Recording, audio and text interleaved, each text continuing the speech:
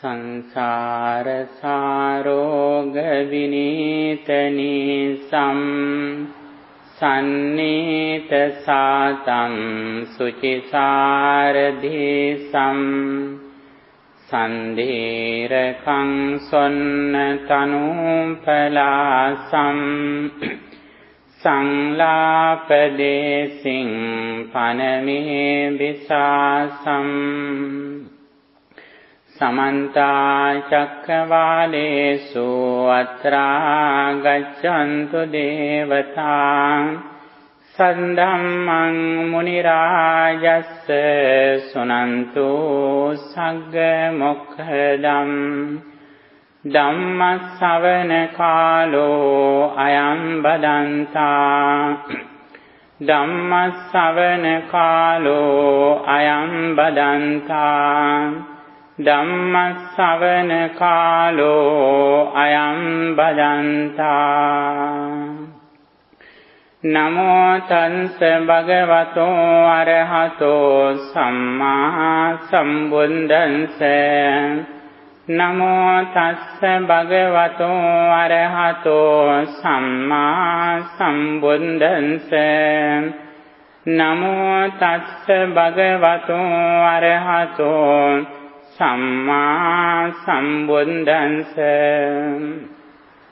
යෝ පටිච්ච සමුප්පාදං පස්සති යෝ ධම්මං පස්සති යෝ ධම්මං පස්සති සෝ පටිච්ච සමුප්පාදං පස්සති යෝ ධම්මං පස්සති සෝ මං පස්සති යෝ මං පස්සති සෝ ධම්මං පස්සති.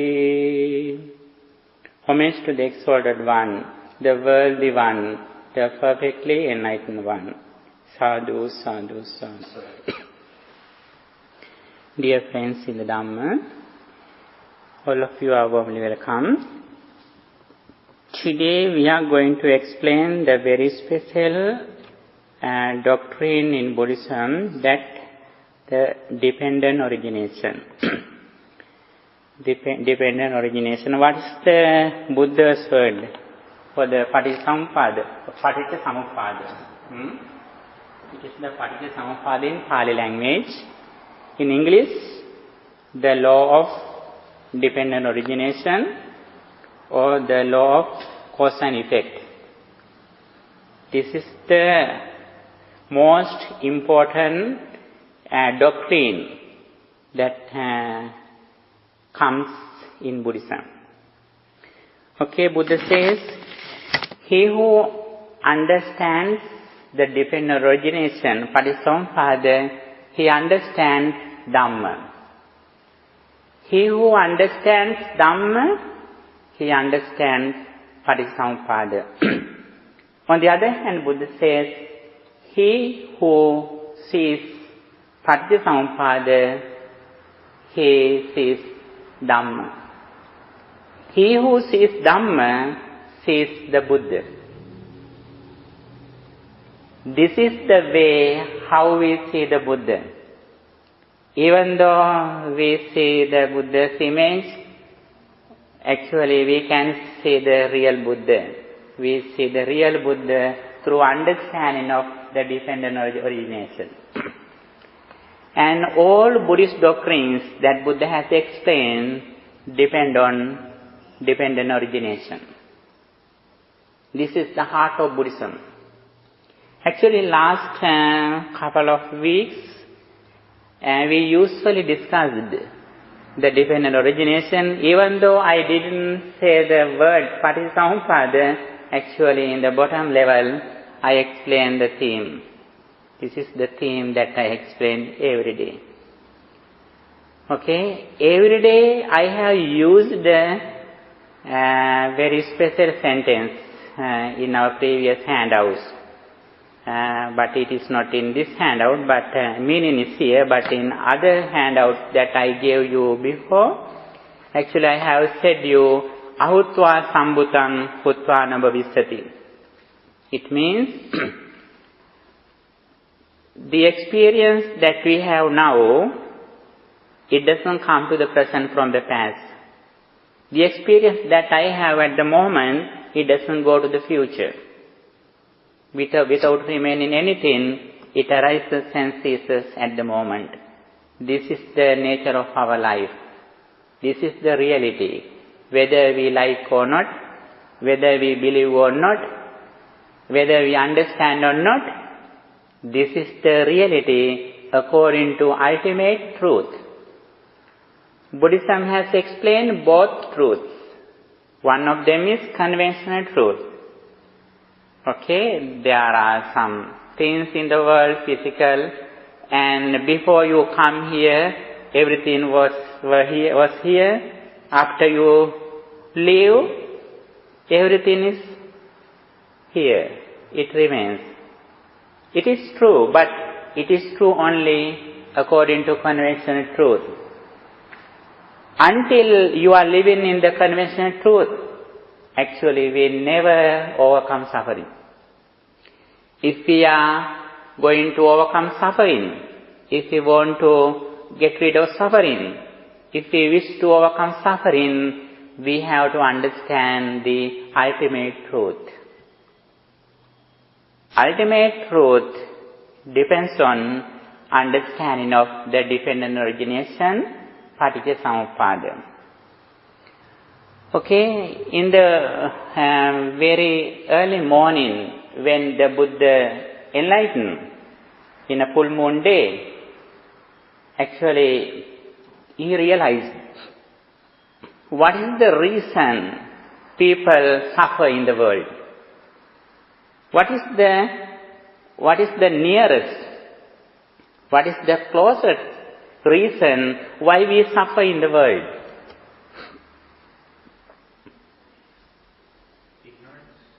Ignorance is the very bottom level root. But what is the very closest, nearest reason why we suffer in this world? Because of birth. If we were not birth, we have no any suffering. The very nearest, very closest reason is birth. Because of birth, we suffer. That is one of the reasons. And also again he realized, he analyzed, he investigated what is the reason of birth. Then he understood the reason of birth is bhava or becoming, or the process of becoming. We were getting ready before we were born. What is the bhava or what is the becoming? Becoming means that before we were born, in our previous life, not only previous life, now also we are creating the process of becoming. How we know that we are creating, we are making the process of becoming? When we think something, your house or your children or your relatives, your parents, if you think they are at home, they are anywhere, it means you are ready to go back. Even though you leave your body here, physical body, if you think about your physical things, you are ready to go back through your mind.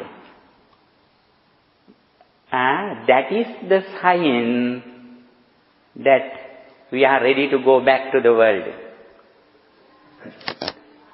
Yes, attachment also another bottom level, but now little by little we are going to the deep level. First of all, we discuss what is the reason why we suffer, like aging, death, sickness, worry, lamentation. These are the sufferings what we have in this world. The reason of these worries is the birth. We were born because of the process of becoming. Uh, it means if we think something, when we think something, then if we think that they are outside, for example, when you remember something, your good activities that we did in the past, your generosity, your virtue, your meditation, if you think something, if you think is still they are happening, then we are going to ready to go back searching them. But our mind is very pure, because of that we will be reborn in a good life, like in a human realm or heavenly realm. It is not bad. But, if our mind is polluted, if you think about somebody or something which disturb you, then we have anger or some defilements. If you have some kind of attachment with your physical things, with your relatives, with your neighbors, properties, if you have big attachment, now you are okay. If you leave your body someday, then we are going there searching these things. Because of tanha or clinging or craving, we will be reborn in a lower realm. Yes. Then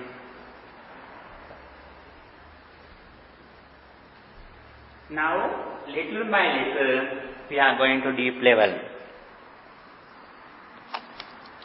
We are going to deep level. Again, now we are discussing the things that Buddha realized on the day when the Buddha enlightened, on a Vesak full moon day. In the early morning, Buddha realized, he analyzed,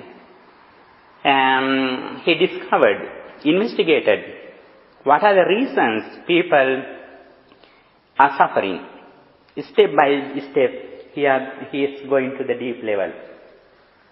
Again, he was thinking about what is the reason, the process of becoming.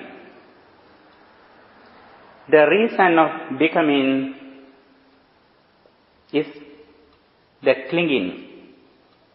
Clinging means attachment.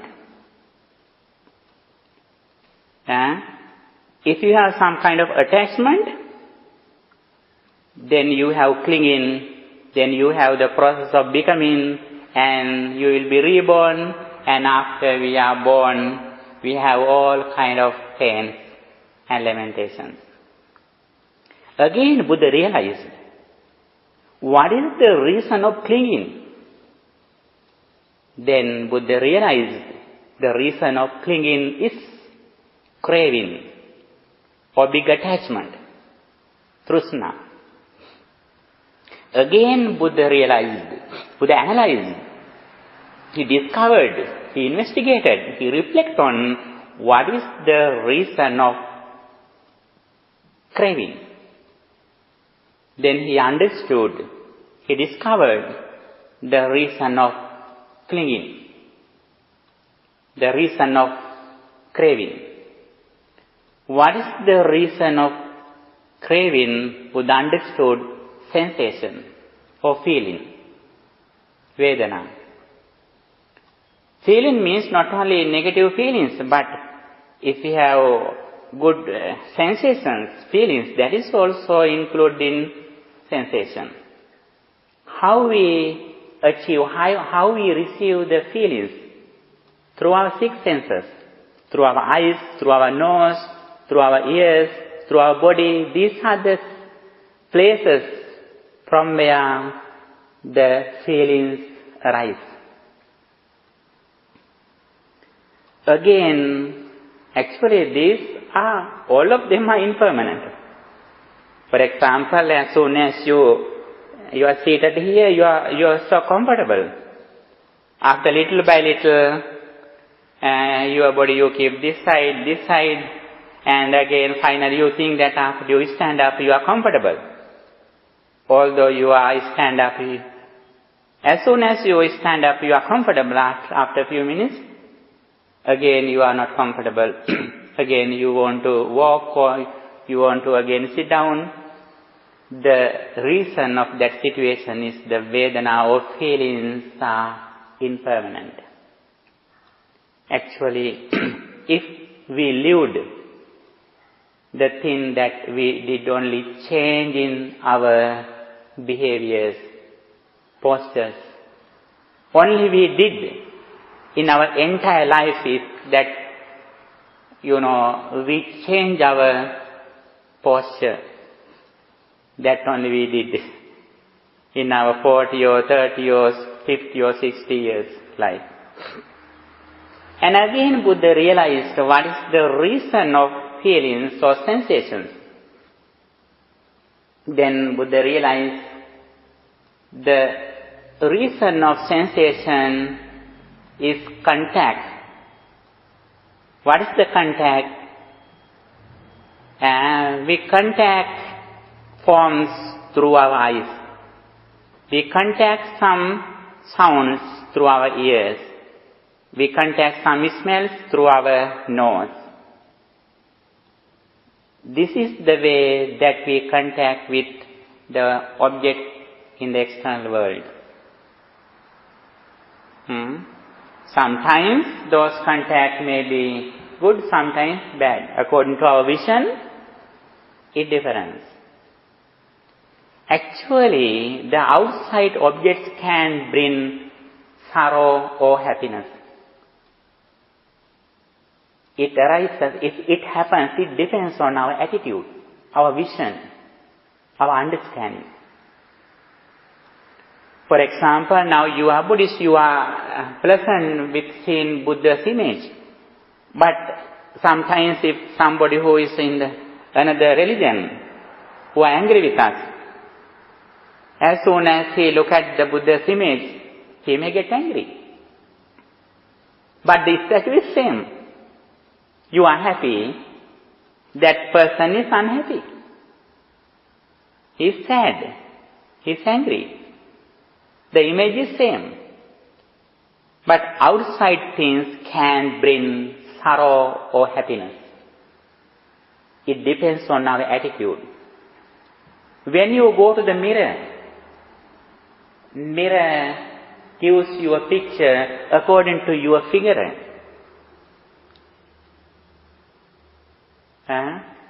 It can bring a beautiful picture to you if your body is ugly.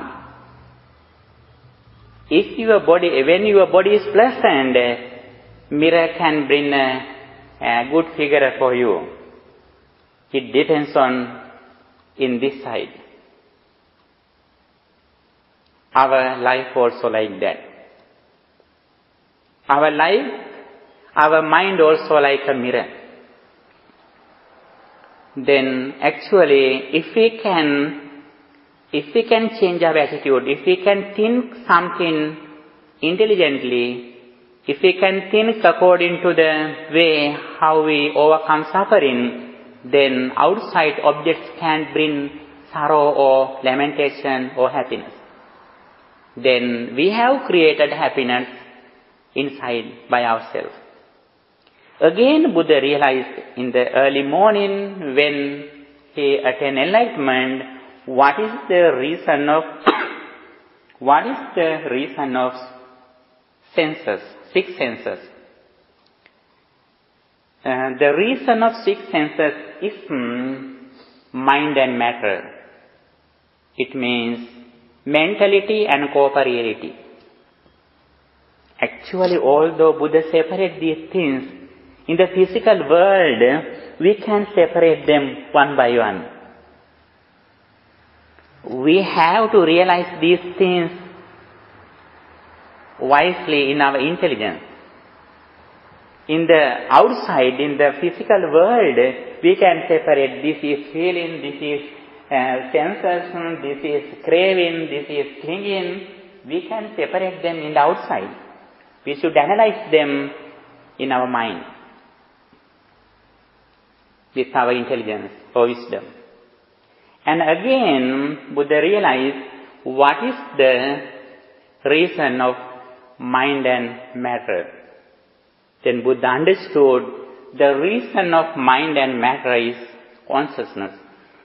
Here it has some kind of difference. I will explain it later. What is the difference? Consciousness means that according to our senses, according to our vision, consciousness arises. And it is also impermanent. Consciousness doesn't happen continuously, lonely. Always consciousness arises and ceases according to conditions. And again Buddha realized what is the reason of consciousness. Then he understood the reason of consciousness is mental formation, so karmic formation or volitional formations. The way how we think about. According to our vision, according to our attitude, according to our mental formations, our mind, our consciousness arises. Again, Buddha understood what is the reason of mental formations or karmic formation or our mental formations. Then Buddha understood the bottom level reason is ignorance. As much as we have ignorance, then we can't stop in this side. For example, when you enter from this door, you can see everything. You can't stop them. Likewise, when we enter from the ignorance, according to our ignorance, other things, suddenly all things, instantly, everything happens. If we can decrease the strength of ignorance, according to our effort, according to our intelligence that we do to overcome ignorance, then other things gradually decrease.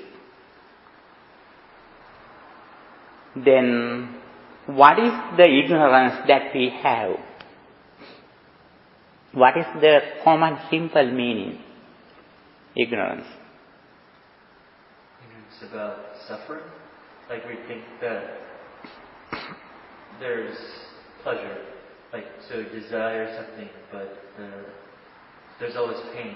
It's not just pleasure, it's suffering. Especially here means the lack of understanding of impermanence. Lack of understanding of impermanence. What is the impermanence that Buddhism has explained? Before experience, if we think it was here. On the other hand, if we think after experience it remains. Actually, this is the real meaning of impermanence.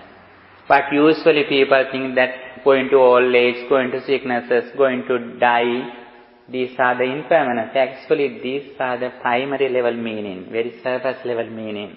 When we go to the deep level, the nature of ignorance is before we think, before we see, before we smell, before we put our hand or our body to somewhere, if we think it was here.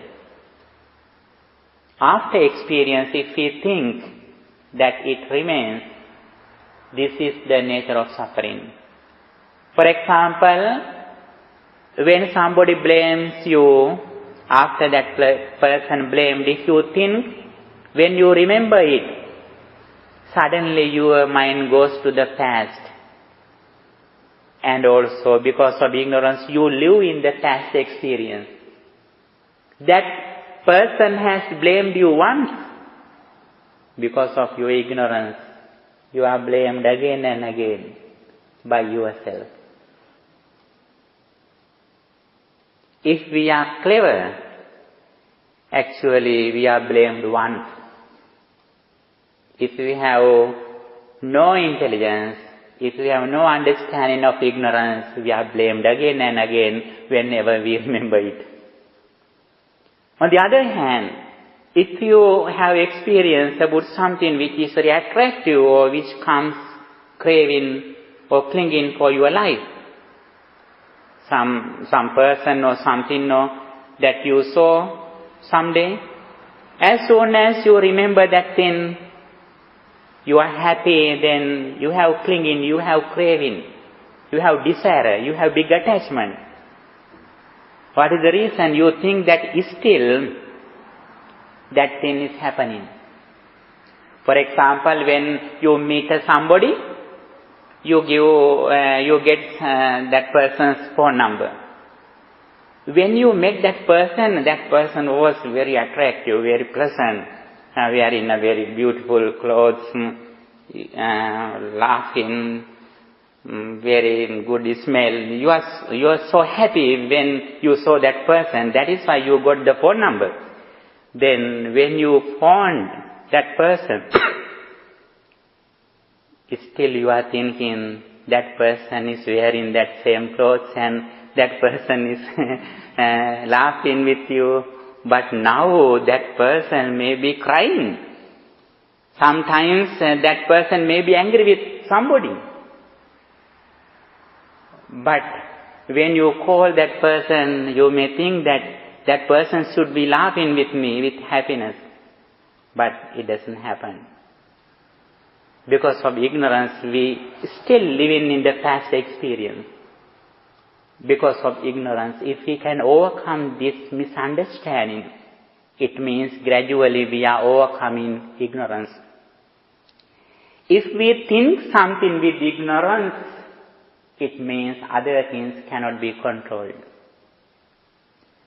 If we live with this attitude, with ignorance, it means, Buddha said last week, we discussed, we live in the field of Mara. We are living in the Mara's field, Mara's land. Even though you are in a party, even though you are laughing, even though you are eating with delicious food, if you are ignorant, if we are ignorant, even though we are laughing, we are having delicious food, be sure that we are living in the land of the Mara. In sometimes, if we are clever to overcome suffering, if we are ready to see the impermanence, now I am thinking my previous experience, now I am living at the moment with mindfulness, then you are in the land of Buddha. Now you are living in the land of the Buddha. It means we have overcome suffering. Until we live in the land of the Mara, we can overcome these pains. Aging, lamentation, pain, death, sickness, we can't control. Because at that moment, when we are sick, when we are suffering, when we are going to die, we think this death is mine. This sickness is mine. This pain is mine. We have got all of them as me, mine. It means we are living in the Mara's land. Then Mara is so happy because we are living in his under control. Buddha says, if we live in the land of the Mara, then we can see the Mara, but Mara can see us. We are unable to see Mara, but Mara is able to see us if we live in the land of the Mara. So, are you talking about a being? Yes, Mara? a being Mara. Mara has several meanings. One of them is the person, Devaputta Mara. Sometimes he affects our life. So that's what you're talking about? On the other hand, the other meaning is the defilements. Here I mean the person. Deity Mara.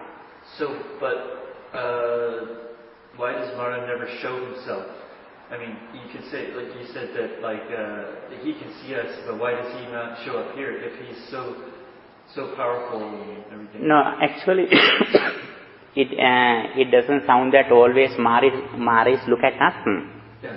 It means that we are under control of Mara. Go to that land. We are still we are desiring. We are still we want everything, and that's taking us to that road instead of going to the Buddha's road. It's like we are welcoming him. The thing is, there are several Maras in the same heavenly realm, but he can see all people in the world every moment. But it sounds that if he wants to see us, then he can see us if we are in his field. On the other hand, it means that we are under control him. Even now, like, for example, even now when we doing this kind of stuff, we kind of open the path now. Actually, even though we are listening to Buddha's message, if we are in ignorant, it means Mara can see us. For example, there are some examples. In when Buddha was living, after some monks attained enlightenment, after they passed away, Mara had come, and he searched that person everywhere. Like, Dumare. What is Dumare mean? Dumare, Gindara yanakota Dumare wage mistake. Smoke. Yeah, like a smoke, Mara has come. And he searched everywhere, where that person's mind. But he couldn't find that person's mind after he passed away because he attained enlightenment. So why should we care, is what I'm asking. Why should we care if Mara is watching us? Because, honestly, I don't really care if Mara is watching us. Whether we care or not. Yeah. Whether we care or not, the special thing that we should understand how suffering arises. And Buddha has given an example actually. This is such a... honestly, it sounds like, it's like one of those things, it sounds like, because I was raised Christian, Catholic, and there's like this there's a huge teaching on being afraid of the devil. Like the devil is always there. It doesn't sound that we should be afraid of him. It doesn't sound afraid of him. For example, when you go on a street, sometimes there are some signs. Like it can be Like slippery. Slippery. When you go on some street, there are some signs, slippery, and some small roads, and some circle. There are some signs. It doesn't sound you should be afraid of it. It doesn't. It sounds that you should be aware of. You should take care of yourself. You should be sensitive. You should take care of yourself. Here also Buddha has this example to protect our life, protect our mind. Be aware. So Mara doesn't really care about anyone. He doesn't have compassion for anyone, right? Or for anything. Actually, he has been born there as the result of his previous good actions. But after he was born there, he doesn't like somebody overcome him. Right. Now in this level, he doesn't disturb us. But whenever we try to develop our mind, especially with the spirituality, when we overcome some jhanas and some spiritual levels, higher spiritual levels, sometimes he try to disturb us because now we are ready to overcome him. But in this level, don't worry, Mara never disturb you. Right. But what I'm wondering is because I'm trying to figure out the difference between Mara and the devil in Christian teaching, and actually, the devil doesn't exist, but actually Mara this is a deep concept. For example, whether even though you are doing some meritorious deeds, in the Christian, they say that if you do good deeds, such as generosity, compassion, loving kindness, then you have safety. You have refuge because you are away from devil. Right. Sometimes Christianity says it. But according to Buddhism, the interesting thing is in Buddhism that even though we do some meritorious deeds, actually still we are in the field of the Mara. That is the interesting thing. There are 4 karmas. According to Buddhism, there are 4 karmas. Black karma, white karma, black and white karma, neither black nor white karma. Black karma, white karma, black and white karma, neither black nor white karma. So if Marma is a deva, what you're saying, maybe on the whole, is that it doesn't even matter if you're a deva. It doesn't matter how high you think you are, because you can still be a total jerk. Actually, there are six in the heavenly realm. There are 6 steps, not only one step. According to Buddhism, there are 6 steps. In the highest level in the heavenly realm, Mara lives. Mara is living in this field. But it doesn't sound he hasn't done good deeds. Actually, he was born as the result of doing good activities in his previous lives. But his nature is that disturbing other people when they practice higher level good qualities, especially when we develop our mind. It doesn't sound always he disturbs us. But Buddha has given this example to us for awareness. It doesn't sound we should be afraid of him, but we should be sensitive that there is a challenge in the world. In Buddhism, there are a lot of examples. Here, in one side, we can give as an example. On the other hand, we can give as a real thing. Especially in Buddhism, there are many stories about some arahants, some enlightenment persons. When they live when Buddha was living, they tried to find those people's mind, but they couldn't find their mind. But now, in this level, in this situation, in this step, Mara can look at our mind. I think I understand the way to explain to you.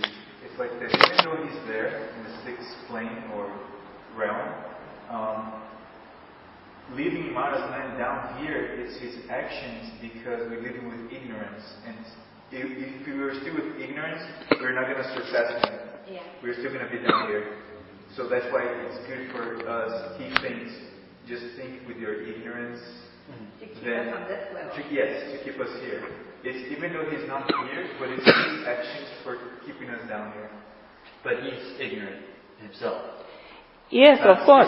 He was also ignorant, but it doesn't sound he are able to overcome ignorance. He also in this, for example, when this world, even in the human realm, there are some strong people who are rich, who are very beautiful, but they disturb other people when they do good deeds. When some people do merit, when some people meditate, some strong people who are born with the good act and good karmas, actually they don't like other people do good deeds.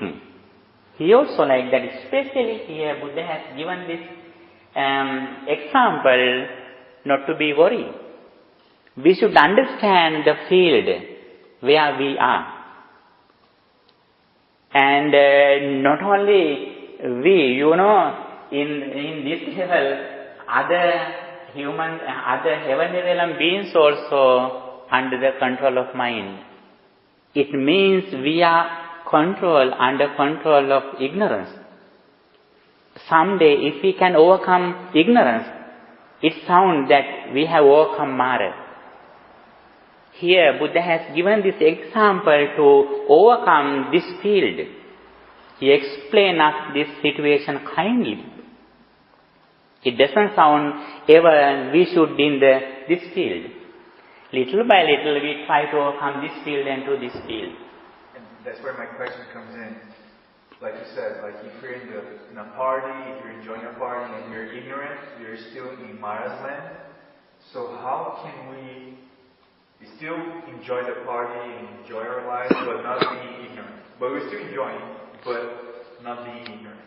Actually, if you are intelligent, if you have this understanding about the ignorance, while we are in a party, other people can see it. Other people think that we are like them, but we are separate from them. If we are intelligent, if you have this understanding, we can participate for the parties. It doesn't matter. But the special thing is with the understanding of this situation, we should be intelligent. Not only this time, when Buddha was living in the same temple with the Buddha and some Arahantas, they are away from the field of Mara. There are some people in the same temple, they are in the Mara's field. Not only here. But Buddha has given this example that how we overcome this field. It doesn't sound that we are going from control of Mara, that it sounds that as much as we are able to go away from this field, we can see the result at the moment in this level. If we can live in the Buddha's field, then we have overcome suffering. We have overcome death. It doesn't sound we don't die. We will die surely, even though we enlightenment. But the thing is, when we are going to die, we don't get thin as my or mine. We have overcome suffering. So you have the understanding of impermanence. You can still enjoy the party, but you know that it's impermanent. Yes, so we know very well. As soon as we see something, we know very well this form arises at the moment. My eyes also arises this moment. It suddenly ceases. It is impermanent. Then after some people go away, they still thinking about the party and they live in the past. When somebody has blamed them, they are suffering. But we also know that situation, but we don't get angry. Because of this understanding, as soon as we remember that incident, we know very well, now I read my mind at the moment. We can remember anything in the past experience. It doesn't sound we live in the past.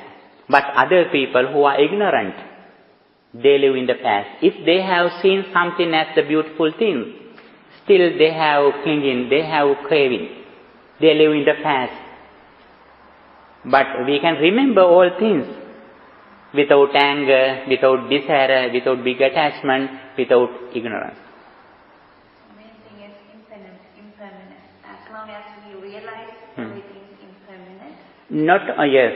Not only although we have this understanding, if we are not mindful, our knowledge is useless. Now, that is why we have to practice samatha and vipassana. Again and again, going to be certain this situation. Actually, knowledge is only the primary level thing. Suttamaya jnana. The knowledge of hearing is the first level. After this understanding, we have to practice it again and again, going to be certainty. And knowledge is very important. But even though we are knowledgeable, sometimes at that moment, if we have no mindfulness, if we are unmindful, then our knowledge is useless. So knowledge would be the theory and mindfulness would be the practice. Practice. Okay. Living in the situation. So you practice. Okay. Like you can buy a shirt or something, some clothes. If you put it in the cupboard or almari, any other place, then you are rich with this goods, but you have no benefits. If you can wear those clothes, then you have benefits. It is beneficial for your life. This is also like that. We have to wear this knowledge with mindfulness. That is why we practice as meditation.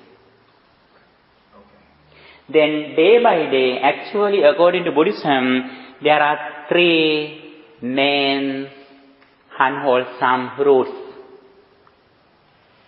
There are three major unwholesome roots.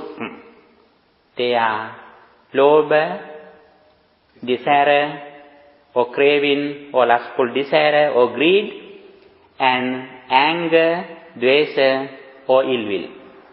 The third one, ignorance or delusion, moha. Among these three things, ignorance is the main, very biggest defilement. Sometimes by practicing loving kindness, we can reduce some kind of anger. By practicing generosity, offering something to others, we can reduce some kind of desire or big attachment. But we can't control it completely until we have ignorance. For example, when you go to the mirror, when we go to the mirror, then we can see our figure. We can clean our face or anything, see in the mirror. But we never keep our hand in the mirror. We never touch it. We never put it there, our shampoo or our scent or our powder, anything. Because of understanding, because of wisdom, intelligence, we know very well here it can be only seen. After we leave the mirror, we never have defilements about the mirror, about the figure of the mirror. What is the reason? Because of our understanding. If we are knowledgeable, if we are mindful with this understanding, we can see anything. We can hear anything. It doesn't sound Buddhism. It doesn't matter Buddha says. Beautiful pictures are not the clinging or craving. Craving or clinging arises your mind. According to our attitude, according to our lack of understanding. If we know very well this figure arises at the moment, we can see the picture, but we have never this attachment or anger. If we are knowledgeable that sound arises at the moment, this figure also arises at the moment, then we can have some contact. We can have some connection. But it doesn't sound we have craving or anger.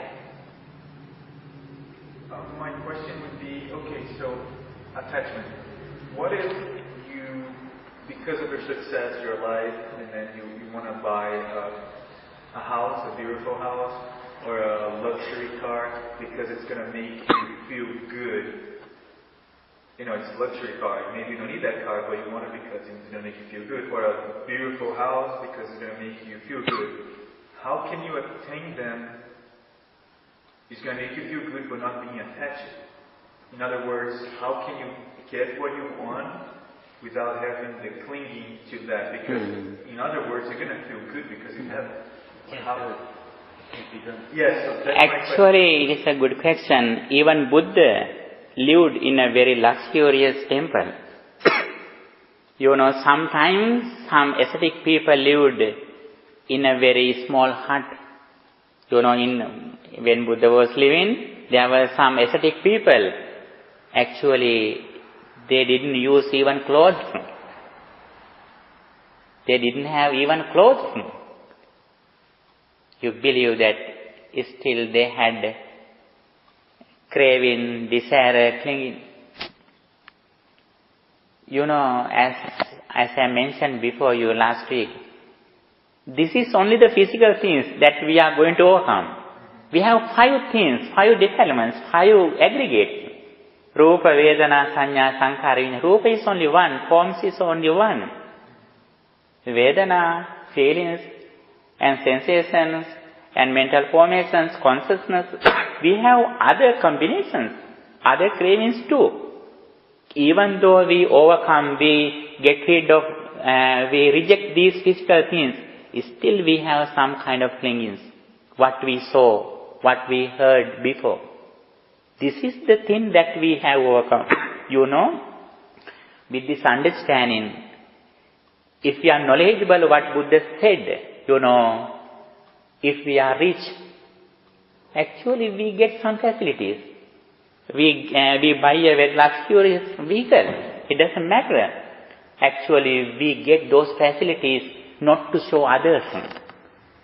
We buy those things to practice this message. In this hall, look at here, like heaven.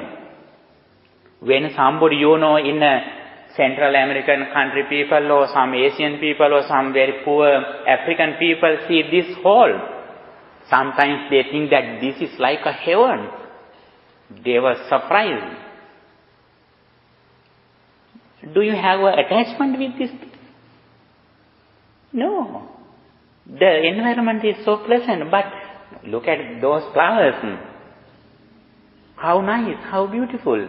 Do you have an attachment? No. Because of this understanding, we have no big attachment. But we see these flowers every day.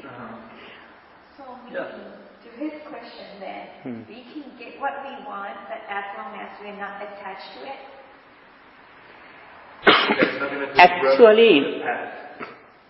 Actually, we buy something what we want, but we buy those things not to show others. If we need something, we use these facilities, but we use all of them to practice this message. For example, if you are rich, if you can buy a luxurious vehicle, you buy it, but you buy that car, when you drive, you listen in Dhamma, you practice meditation. Because of your facilities for your practice in Dhamma, you buy those things. If you have compassion, you want to help your mom with this car. That is why you buy it. But you never want to show it others that you are rich. Then now most of people use these facilities not for them, to show others that I am rich. They want to show others. They want to stop their car in front of the place. When they are going to buy a BMW or Benz, they want to show that he came by a Benz. But you never do it with this understanding.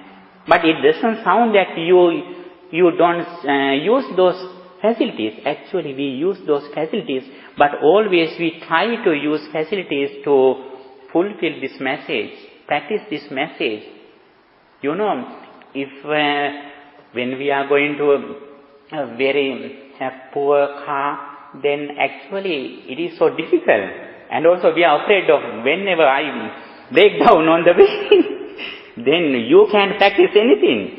Then if you have comfortable, if you have enough facilities, it is very easy to practice whatever you know. But there's a lot of rich people who don't do that. But most rich people don't do that. Yes, that is why we should be knowledgeable. Of the rich people don't Buddha says, on this path, always we should practice 4 things. Associating good friends who explain what Buddha said, listening to what he says, and wise reflection and practice. These things we should have. If we don't have these things, even though we have facilities, we can get the result from those facilities. Those facilities are not beneficial for our spiritual life if we don't have these 4 things. What they are? Associating good friends, listening to what Buddha said, and wise reflection and practice. These 4 things are very important. If we have these 4 things, we can use these things meaningfully. That's the thing. That is why Buddha said, associating good friends gives you everything on the path of purification. If you don't have good friend who explain what Buddha said, even though you rejected everything, your dedication is useless. So you could buy, if you have the power, you could buy a beautiful house, a big house. It's going to make you feel good, but maybe it feels even better if you can use your house to help other people. Actually, with this understanding, we don't go to buy a big house. We know very well it is disturbed for our practice. Actually, it doesn't sound we live in a poor house. Actually, we use enough facilities. But especially, Buddha has appreciated on this path, having a few things is easy going on this path. That is why Buddha always appreciates us. Having only robes and bowl is very easy in this life, holy life, like a bird. When bird flies, he never brings anything. He has only the heavy of his flies, his wings. We also should be like that. That is why for monks, Buddha has advised. You take only that you have the few things, only 3 robes and bowl. Then you are like a bird. It doesn't sound that we live in a house. If we like, we can live there. But as much as we have this understanding, anytime we are ready to go away. Although now we are here, next day, tomorrow, if we want, we can live here. We can live here. We can give up everything. You know, last week, there was a monk here, now he is not here. He has been to another place. We are like that. These properties, we are not the owners of these properties. Anytime we can leave, we can go away. As a duty, as a responsible, we clean here. We work our things. We do our responsibilities and duties. It doesn't sound we always think, I have a temple, I don't go away. Until I die, I will be here. We never say that. Tomorrow if we want, we will go away. Anytime. But you know there are some people, although they are very poor, although they live in a small hut, they have a big attachment for that small hut. Because of no vision. If we have vision, it doesn't sound whether we live in a big house or a small house.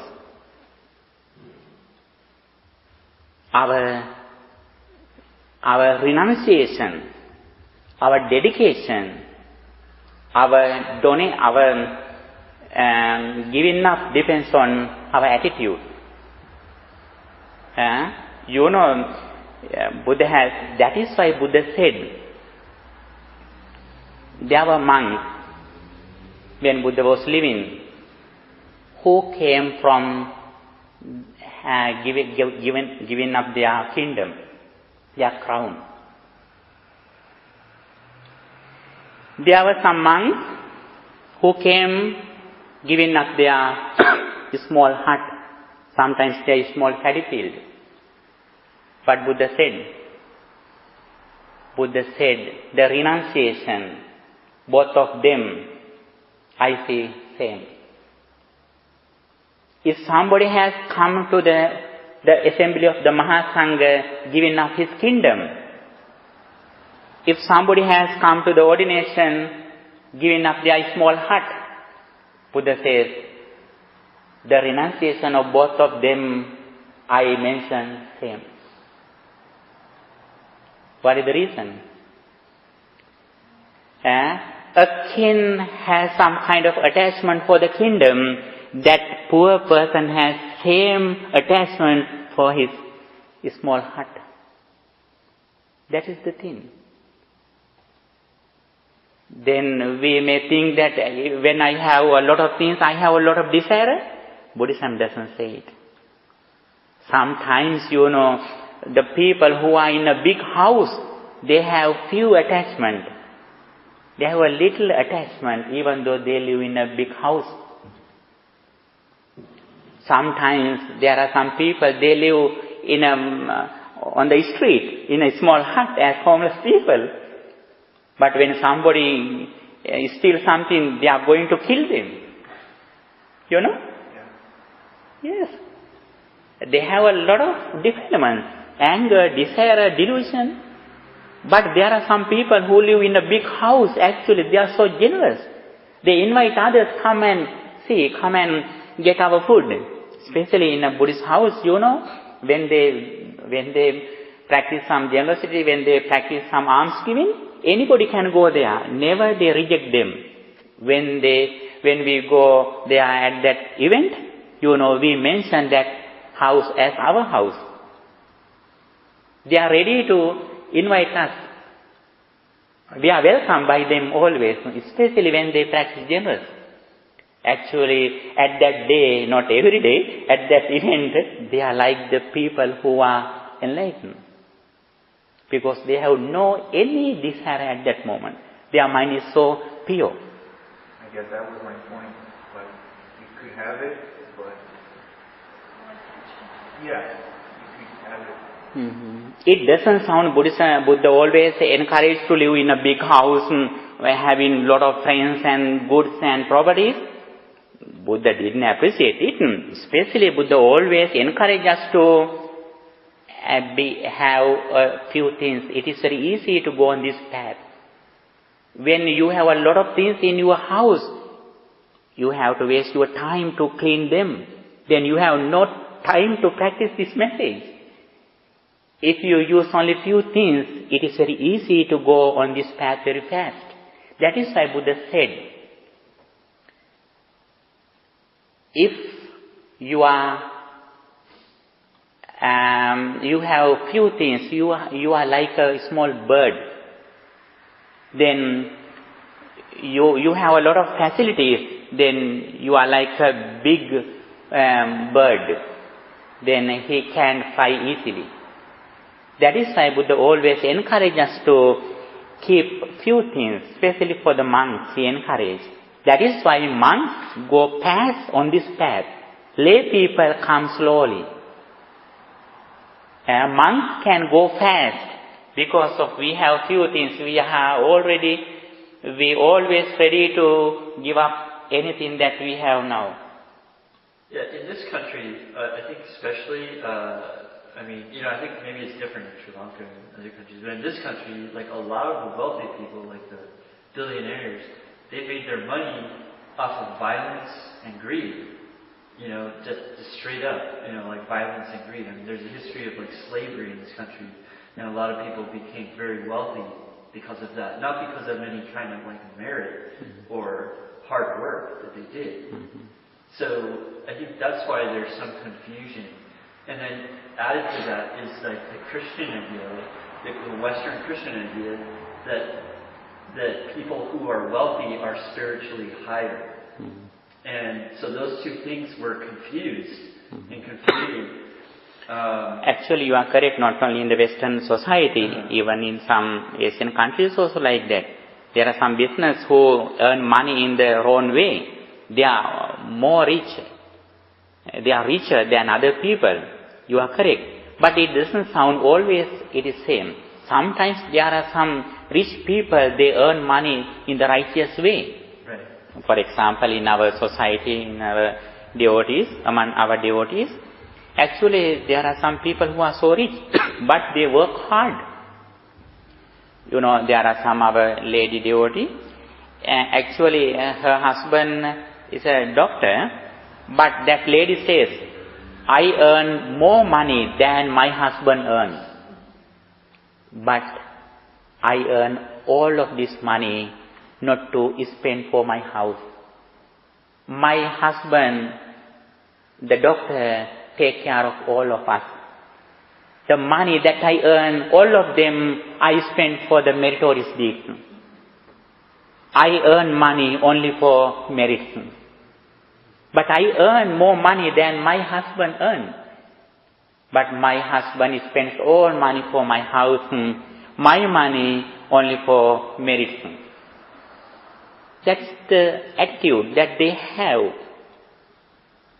Actually, her both of children are doctors, son and daughter.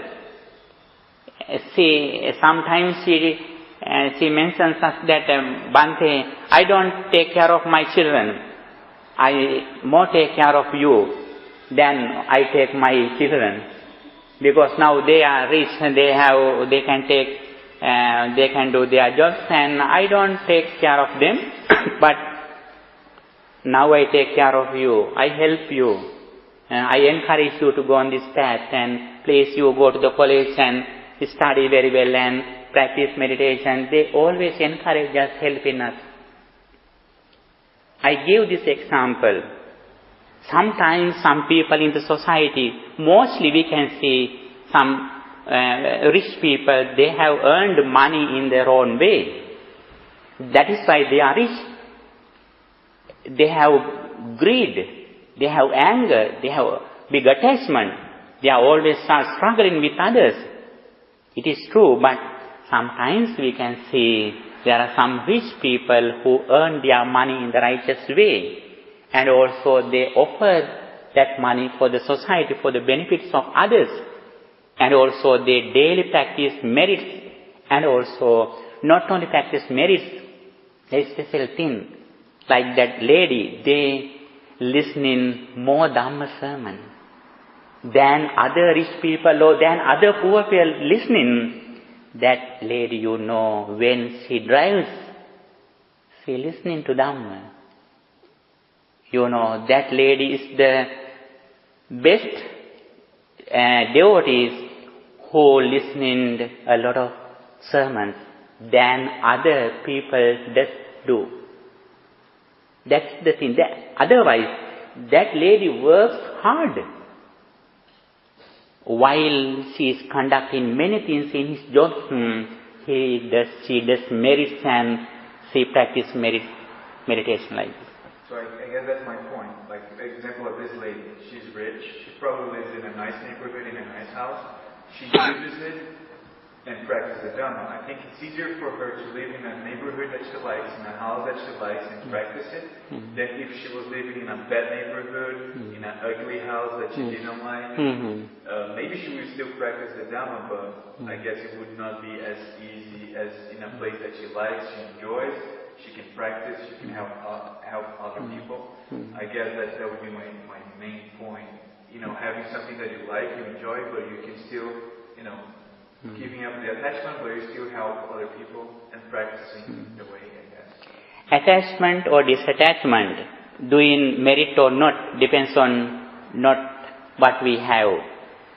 It depends on with whom that we associate.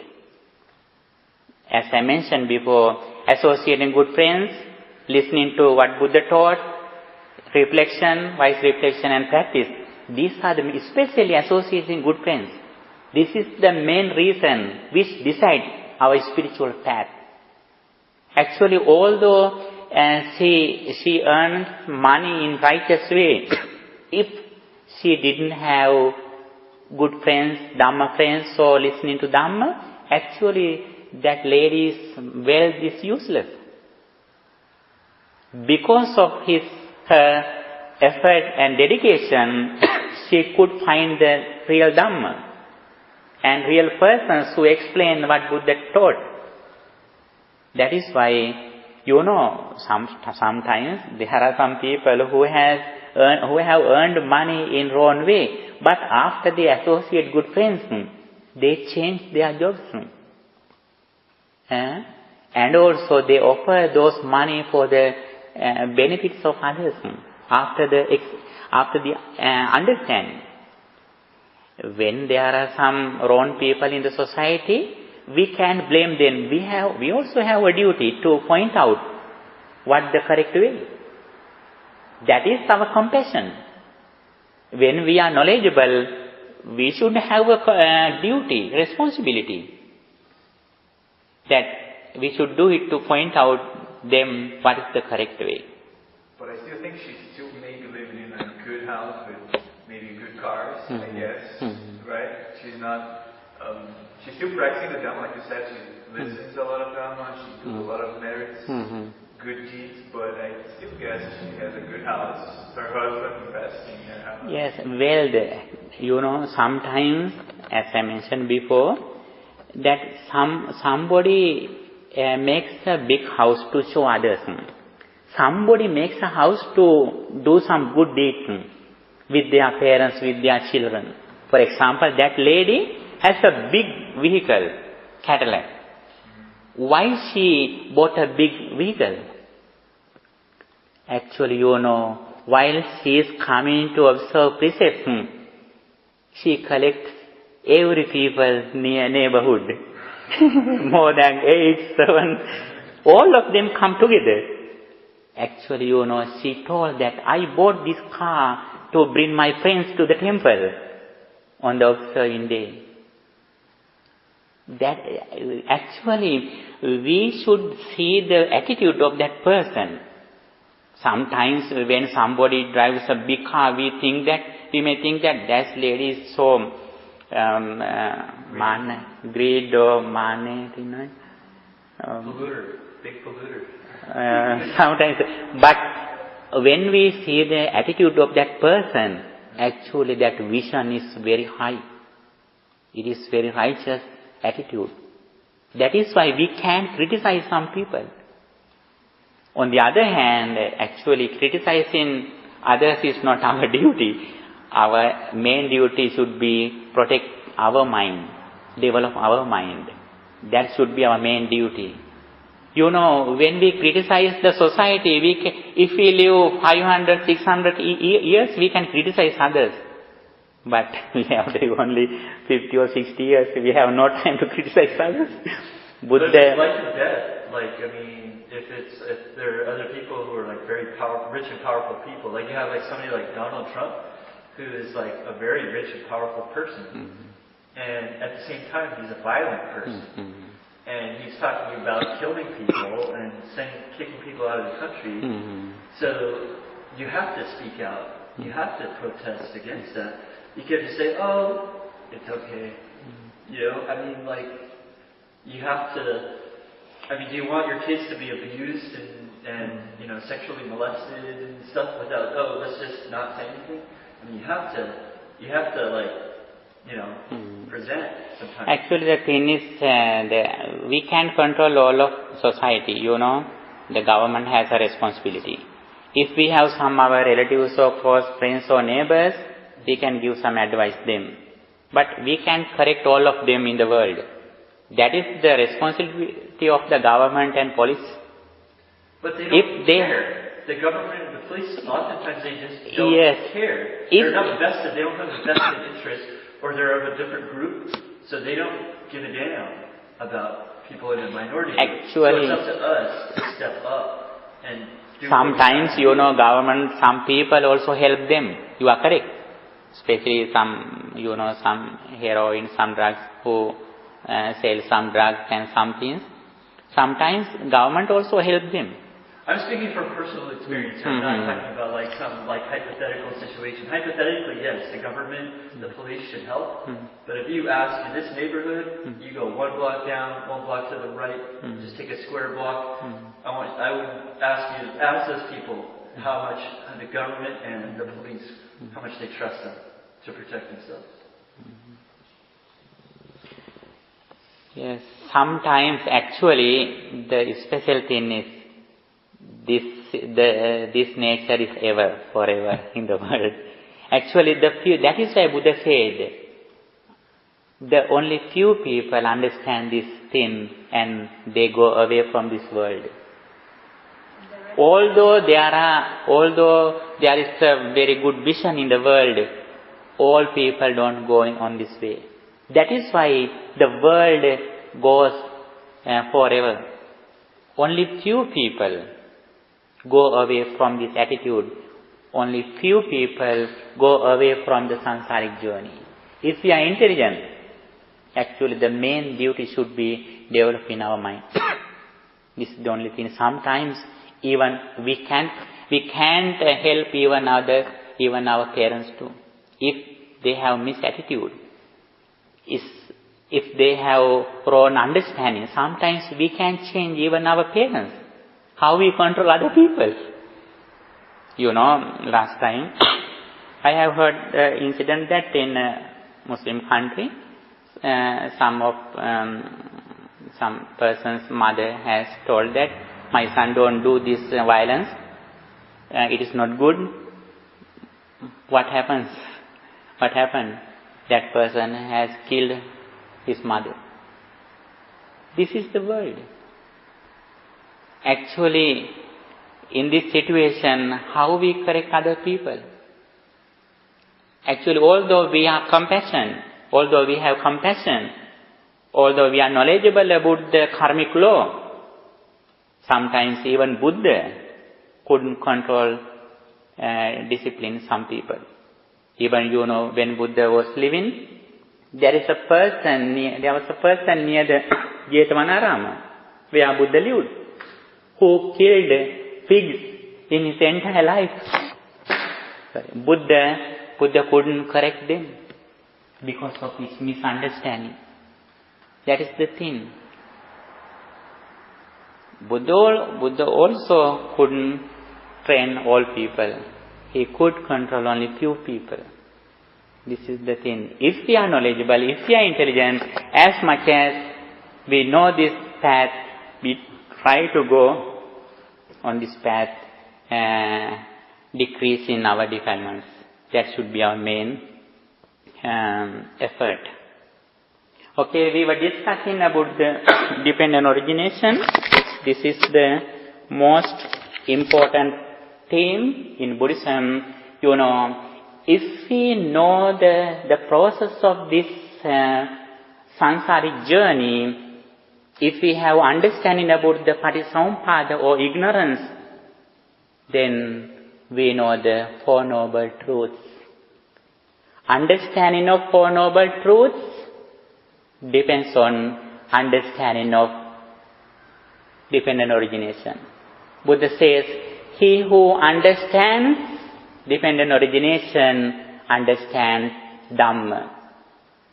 He who understands Dhamma understands the Buddha. You said you're going to see the difference between conscious and mind? Yes. Consciousness means, according to our senses, there are 6 consciousness. Eye consciousness, ear consciousness, nose consciousness. There are 6 consciousness, according to our senses. Here, mind means, these, all of them are together here. All of them are combined in this one word. Mind and matter. Our all life process. Our life based on our mind and body. Here it can be divided into 6 here. Here all of them have got here as a one. All of them are included into this one. If we know this path, it means we know the suffering. What is the suffering? After experience, if we think it is happening, we are in suffering. If we know very well, after experience, as soon as we think something about our past, if we are knowledgeable, if we are mindful, we can remember it. It doesn't sound we live in the past. We can remind something in our future. We can dream what we are going to do in future. We can dream, we can think, we can arrange something, what we do in the future. But it doesn't sound that we live in the future. Living in the present moment with mindfulness, we can arrange anything. For example, even Arantas, actually after Buddha passed away, 500 monks were gathered. And also they chanted Buddha's all words. And they made a group who can bring this message from generation to generation. Who handed over, those Arahants handed over this message in various groups. They arranged everything. That is why still we have this message. After they enlightened, they didn't think that now I am finished, I have nothing to do. They were not lazy. Actually, they were so active persons. They did everything for the name of longevity of the dispensation of the Buddha. And actually sometimes the Arahants, slept only few times in a day. They did everything what they had to do to the sasana, to the dispensation. After we enlighten, are we also called Buddha? Is there? Arahanta. Oh, Buddha only one. Oh. Buddha means the person who enlightened first time in this duration. Oh, okay. After his disciples, monks, they are arantas.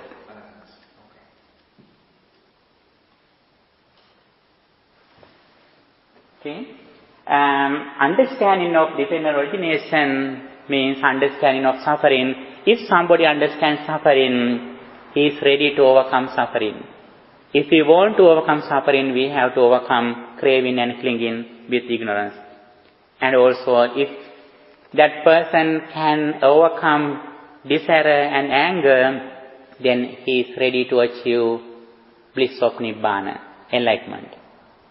And if he wants to achieve enlightenment, he finds the path that he has to practice. What is the path?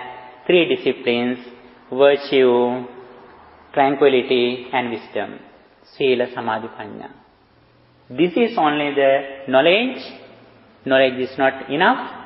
According to this understanding, as much as we have to train our mind by practicing meditation. Not only samadhi meditation, but tranquility meditation, insight meditation, seeing impermanence. As much as we can practice this understanding, then gradually we achieve the final destination. Okay? In Buddhism, this Paticcasamuppada has explained. Paticcasamuppada is explained in various words, like Ariya Nyaya. Ariya Nyaya, the theory of the Buddha. And Paticcasamuppada, the dependent origination. Hetupala Dhamma. Hetupala Dhamma means the law of cause and effect. Idappacchata, the process of cause and effect. There are several names in Buddhism that is used to explain dependent origination for Paticcasamuppada. Understanding of Paticcasamuppada is the understanding of heart in Buddhism. As much as we can understand this dependent origination, we try to go on the path of liberation. We are happy to, we are hurried to achieve the destination. Every moment for this path, Buddha explained the mindfulness. For this understanding, we have to practice mindfulness. The contemplation of body, the contemplation of feelings, the contemplation of consciousness, the contemplation of mental formations. Kayanupassana, Vedanupassana, Chittanupassana, Dhammanupassana. If we can live in mindfulness, it means, Buddha says, we live in the land of the Buddha. Even though we didn't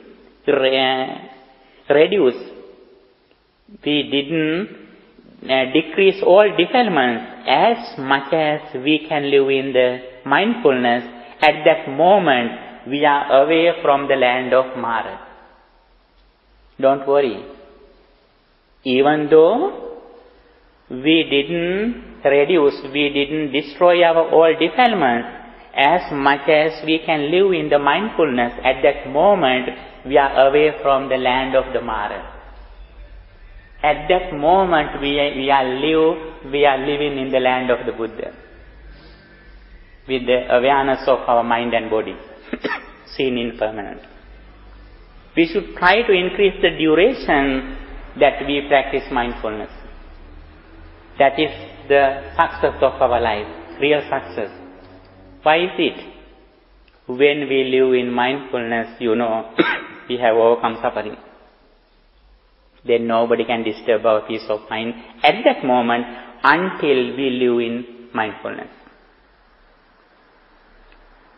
Anytime we are away from mindfulness, it means outside people can control us.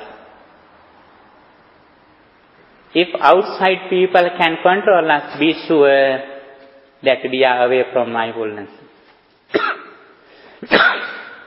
If we are in mindfulness, outside objects can control us. We have freedom. Day by day, we should try to achieve freedom, that nobody controls us. Even though our physical body is going to old age, sicknesses, death, we have overcome suffering if we are in mindfulness. Buddha always encourages us to live in this path to overcome suffering. Kindly. Okay? While we are studying, while we are doing our jobs, while we are fulfilling our duties for our parents and relatives and other people, on the other hand, our main duty should be practice this path. Our real refuge is living in the mindfulness. That is why Buddha said, Atta Deepa Bhikkhave Viharatatta Sarana No Anyasarana. Be a lamp yourself. Be a light yourself. No other refuge.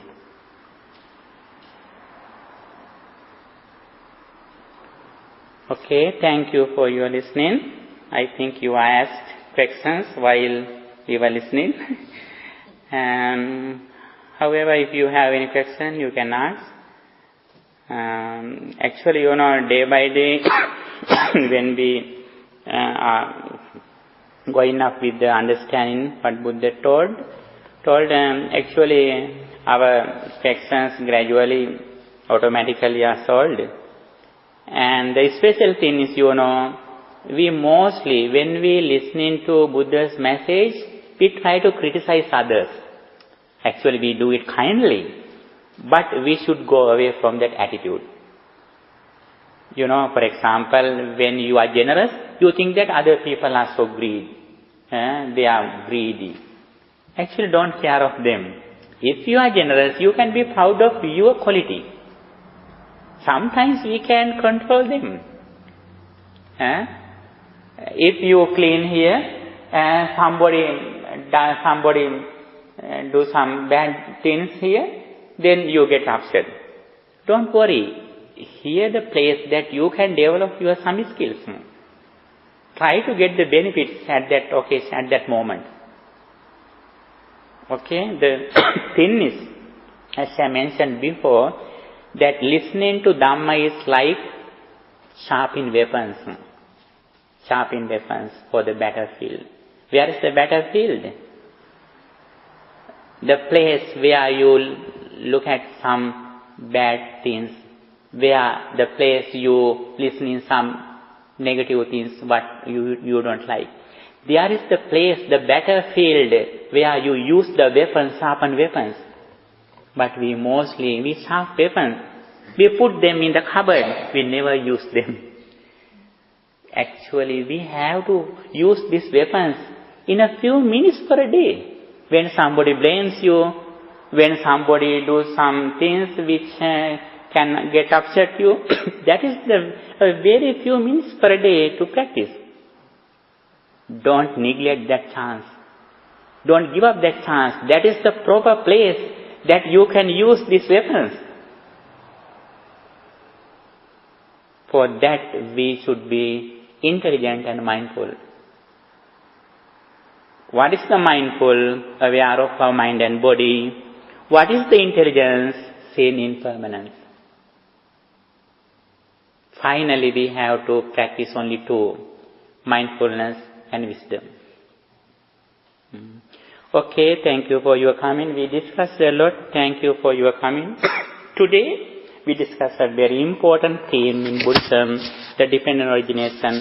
Patisampada, please try to read this handout again and again and develop your understanding. And if you have any question, please ask next day after you reading this handout. Okay, now we are going to transfer the merits that we accumulated at the moment. May our departed relatives, if they need some merits from us, may they achieve these merits, and finally may they also attain final bliss of liberation. With that intention, let's transfer these merits to our departed relatives. Idam me ñātīnaṁ hotu sukhitā hontu. Idam me ñātīnaṁ hotu sukhitā hontu. Idam me ñāti hontu ñātayo. By the power of all these merits, may guardian deities and angels also receive these merits.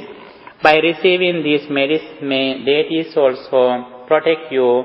May they keep their eye on you too.